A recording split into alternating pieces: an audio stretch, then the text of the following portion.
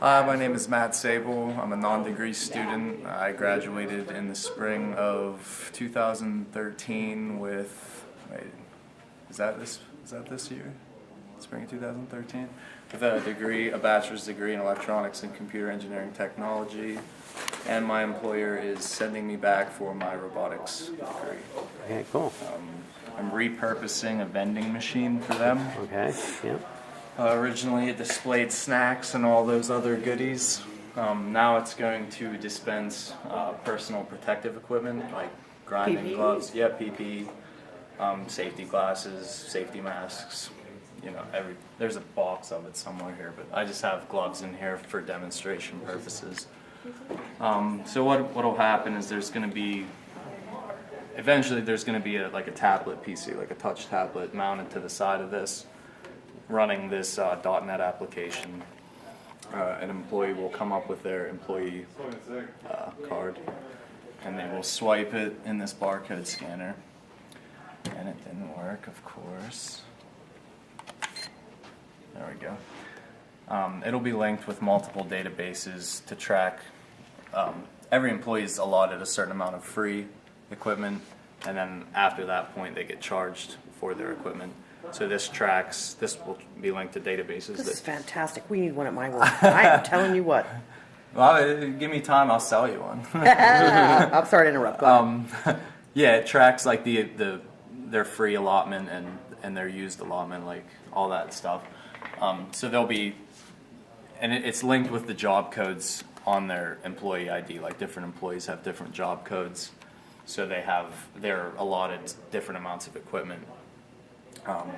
So it scans it, looks up your job code, and it'll display the equipment that you're Needed for your that's position. needed for your position. So these are grinding and pouring gloves. So I can choose small, medium, or large leather gloves or large pouring gloves. For your size. Yep, for the size, because everybody has different size hands. So you'll be able to hit a button. It'll ask you if you want to confirm the selection, and if your used allotment is equal or greater than your free allotment, it will say your account's going to be charged for this. Are you sure? If you click yes, it'll send out and link up with the other databases and charge their employee account. So you click yes, and it didn't work because my sensors messed up. Okay. So there's a sensor down here. It's basically just a laser beam that's bouncing. It's shooting a beam at a reflector and reading that beam. So whenever that beam gets broken, a signal's sent out. And that's what I'm going to mount here to determine whether or not something has fallen or not. Right. So an employee doesn't get cheated out of their equipment. Right. Oh, yeah. So let's see if this will Nobody likes work. Okay, so that'll fall in there, break the beam, and shut the motors off. And those were medium gloves. And if you look, the medium and large, like your usage is increased. That's awesome. Cool.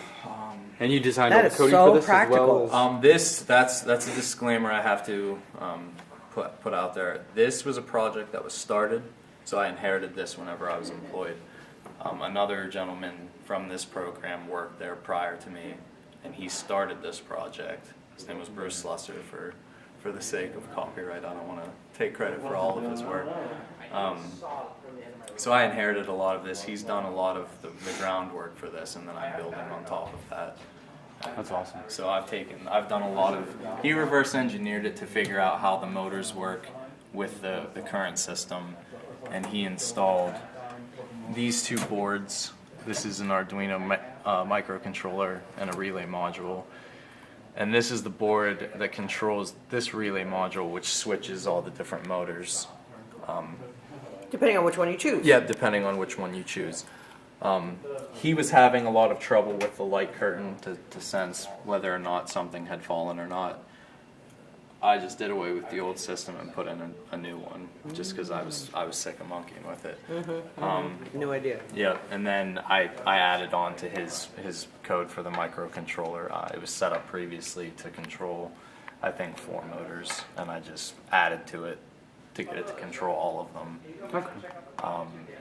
This is the user interface that he started designing. I'm going to be adding to it and adding more functionality to it as I add the different pieces of equipment to it. So This really has some terrific applications. there's a Yeah. lot, there's a lot of stuff that goes in. Like it kind of combines everything that I've done here anyway. I guess like all the different avenues. Oh, that I've right, done. right. And getting it all together is Yeah. covering everything you've studied. Yeah, it's a pretty involved project from what I can tell. But yeah, like you said, it has a lot of application. It's going to save a lot of time Oh. for the guys at work. Like And won't, money. Yeah, they won't We have. spend so much money on gloves to the same person. Yep. Because Oh, when it gets lost in tracking a lot. Like a lot of people, they'll take a pair of gloves, but it never gets marked down or anything like that. Exactly. And this will just take care of that all. And it's all managed. Yep.